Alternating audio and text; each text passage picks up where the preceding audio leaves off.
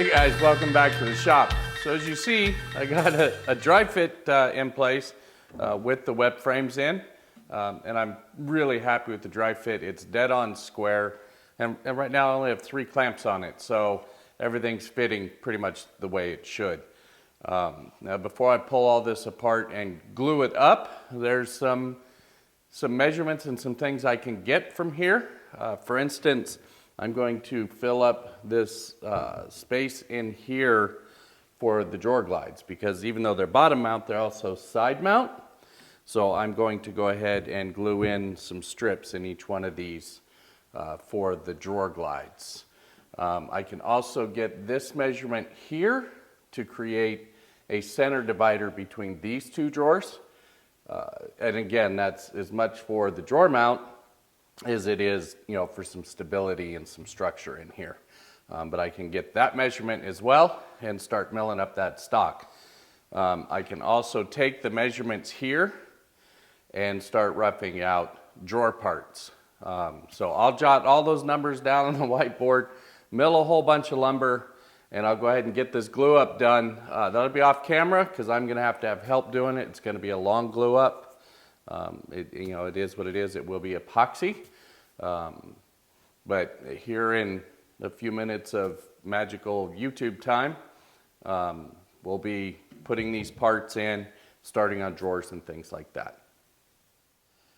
All right, guys, confession time. The glue up's all done, but I made an error and I put my top rail on the bottom. This case is upside down right now because I'm just getting through some of the sanding. Currently, I'm up to about 120 on most of the case.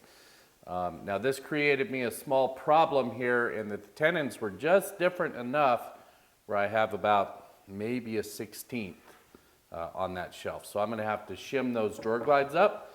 But I'm going to get this flipped over here soon and finish sanding what I couldn't get to.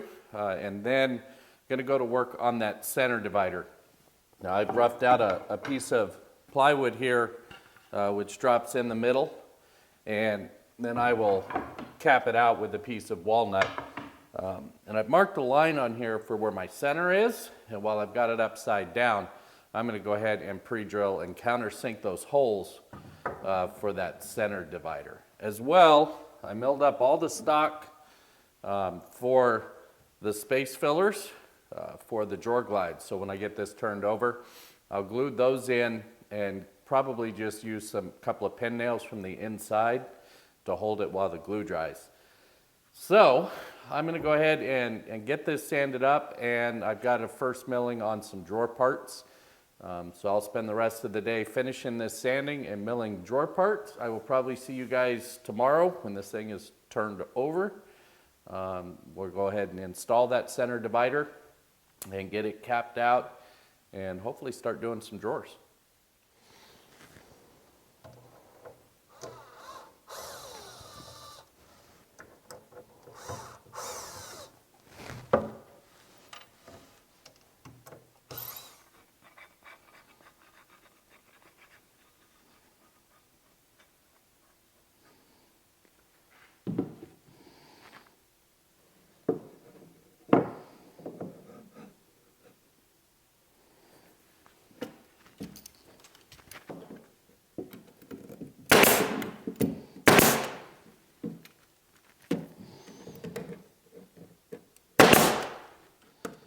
So I hope this shows up good on camera. This is a little bit backwards for me to install these.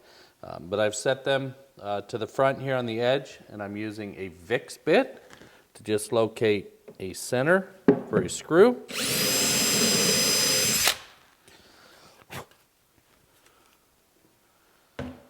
And that Vicks bit's not quite deep enough, so I'm just going to deepen that hole just a little.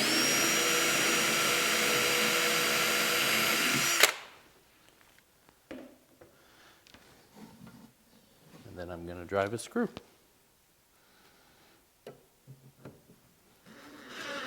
And I'll do that all the way down the case. Okay guys, so I just got that call for work I was hoping would hold off a little bit. So I switched off from dovetails back to my dowel joinery. and I'll leave a link in the show notes. I did that in all the master bedroom furniture, and it works out just fine, and it's significantly faster for me. So that's what this is going to be now. I got one drawer in, and it functions awesomely.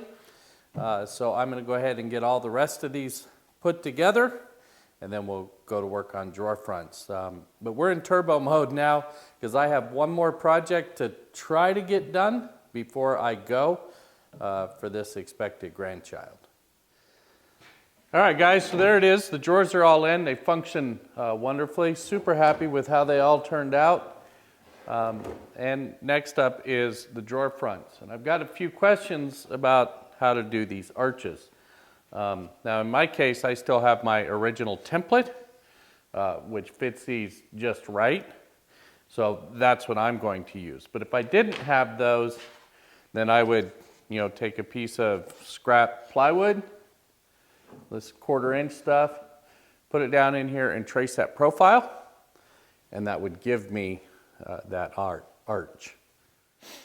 So I don't know how well all this is going to show up on camera, but these are the top drawers, and then I will, of course, just simply take my template to get the arch that I need, and I will mill each one of these individually to fit that custom opening. So it's a long process, and I'm not going to put it all on camera, but I will put a little bit on camera just so you can see the drawer fronts going on. It takes a long time to get drawer fronts to fit exactly the way you want them and exactly the way they should. But that's one of the good things about the Blum undermount glides is they have some adjustability in them, so it makes this job a little bit easier.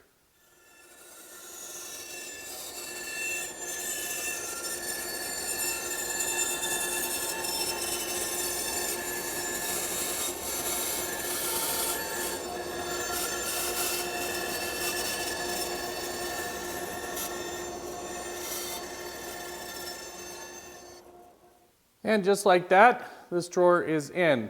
Just like in the previous builds, I used the actual handle locations to secure this drawer front, and then I'll remove it and screw it from the inside, and we'll install the handle after the finish. As well, I'll take this opportunity to go ahead and adjust what I can out of the glides to get it centered exactly where I want it. If not, then I'll finesse a little bit. There's still a little bit of work to do on this one, but I'll do it with the whole drawer put together. So as I mentioned, there's going to be two tops for this piece. This first one is the actual changing table, and later on down the road, this will simply just go away and be replaced with the second top, which is a long-term dresser for this piece. And normally I don't film milling boards and that kind of stuff, but I thought it was a little important in this one because it really shows off the benefit, one, of the split top Rubo and some clamping bows. I don't get these out very often, but at times like this, boy, they sure come in handy, and they're not that expensive, and you can make your own. And what I've got laminated here is a piece of Baltic birch with a little piece of walnut ply. Even though you're not going to see much inside of this changing table, I mean, the bulk of it is filled up with a pad, right? I still wanted to do it in something a little bit nice. And all these pieces down here are my walnut for the raised edges. And I'll put a picture up here because the plans have changed a little bit. And they had some knots and some defects. So in my initial milling, I went ahead and mixed up some epoxy, put a couple of drops of brown trans-tint dye in it, and got those holes filled. So let me get all this milling done and get all this clamps off and everything, and we're going to go ahead and wrap this whole thing in walnut so that it equals out to its final size, and then start building some rails. So I used some offcut scrap just to make this frame to go around this panel, and that picture frame miter sled was the cat's meow for getting this dialed in as well as I did. And I'll give you a close-up picture. It still needs to be final sanded and whatnot, but I'm super happy with how the frame came out. So next up, I'm just going to glue this up, and I'm going to start with one piece, which will just make it easier to put the rest of it together. I'll glue one on, make sure it's in the right spot, and then let that tack up for 30 or 40 minutes, and then I'll come put the rest of the pieces on and get it all clamped up. I'm all set up to do the finger joints, and I'm going to start on the front and the back since they're identical. I'm all set up at the bandsaw to batch these out pretty quickly, and then I'll reset the bandsaw using my sample or my test piece to make sure that the fit is just right, and then I'll cut the sides.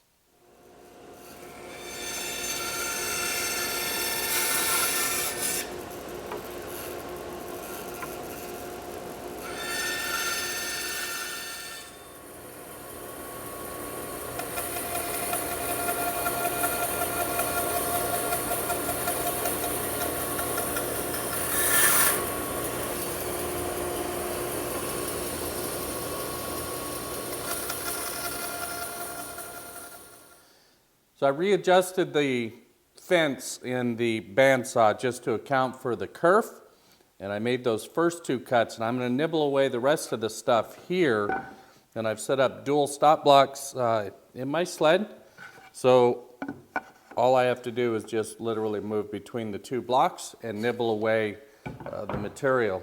I did run a sample piece, and I'm happy with that fit, so that's what we're going to go with.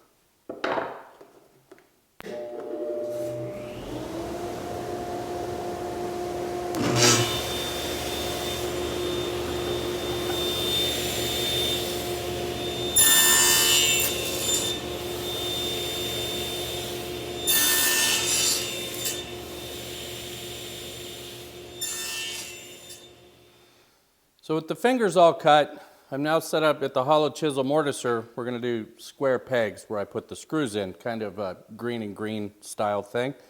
But my hollow chisel mortiser would not accept that piece of material, so I had to pull the fence off and get a little creative.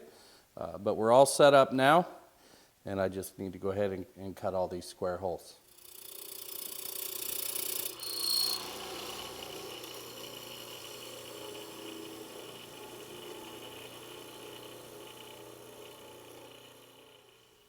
So I've set up the dado stack in the saw. We're going to cut the dados for that front to back divider. And I've set the fence to where I want it. I've run a test piece to fit my stock. And yeah, we're all good to go. So all we're going to do now is cut those dados.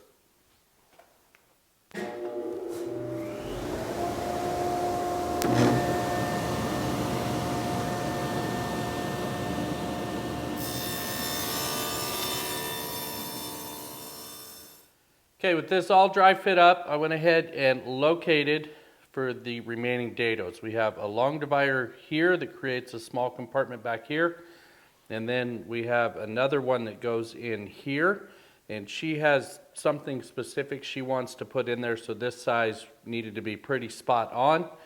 This one is sized more for the mattress to be the appropriate size, so whatever was left is the size of that compartment.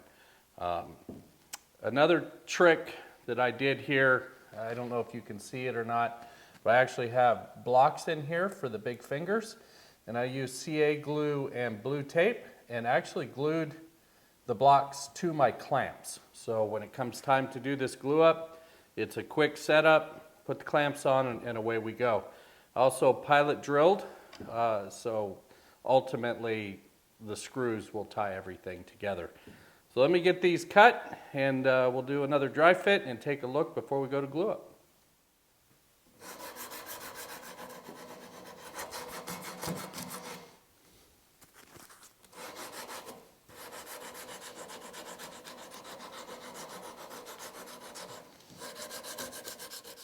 All right, so after more sanding than really any of us enjoys doing, I think this is ready for glue up. I'm going to do this off camera. It's kind of a long process. And you've already seen my clamping strategy with the cauls already on the clamps. And then of course the screws are going to ultimately be the clamps when I get there. Okay, so there I finally got the last piece in. Everything is sanded up to 180. it's good to go. The last thing I did was to make the plugs, the square plugs, and I just cut some 3/8 by 3/8 wingy, and then I chuck it up through in the drill, and I use a soft pad because it's flexible, and literally just sand all of these to pillow the tops, as well as sand them, in this case, all the way up to about 400 grit. If this were ebony, I would go a lot higher. In fact, I'd probably end up on a buffing wheel. But I'm going to just glue all these in now, and I'm going to use epoxy with a little bit of trans-tint dye, just so if there is any gaps, which there doesn't appear to be, but if there is, then that'll fill that up and you'll never see it. So that's what I'm going to do next. And then hopefully we start putting this thing together. Okay, so last night off camera, I went ahead and glued this down to the top that we built earlier. And the glue alone is probably strong enough, but I'm still going to flip this over and just put a couple of screws in it. But this is pretty much ready to go up on the top. So historically, when I attach tops, I like to go to figure eights. It's quick, it's simple. But I wanted to do something different this time. I haven't used the domino on this whole project, but now I'm going to. I went ahead and made my own clips. They're just simple clips. I'll put a closer up picture of them here. And then I'm going to use the domino to cut for the rail. Now I did upsize the bit and adjust the depth and all that, but this domino is all set up to shoot 4 locations in those rails to attach this whole thing down. And I'm probably not going to do that on camera because of the location of this thing, and I don't have help here to get it off my assembly table. So I'm going to climb up there on a ladder to put those dominoes in. So yeah, that's what's up next. I'm going to go ahead and get this top mounted, and little final sanding. I notice I still got just a little sharp edge here and there, which I don't want around baby's hands. So I'm going to touch all those little spots up, and we're going to get going on finish. All right, so Rubio monocoat for the finish on this one. Just applying with a white Scotch-Brite pad, and a little bit of this stuff goes a long, long way. So I'm just going to work it all in, let it sit for a while, and I'll come back and wipe back any extra, and I'll work in sections to make sure I don't get ahead of it. It's like I'll do all of this front, and then I'll wipe back, and then I'll move to another side.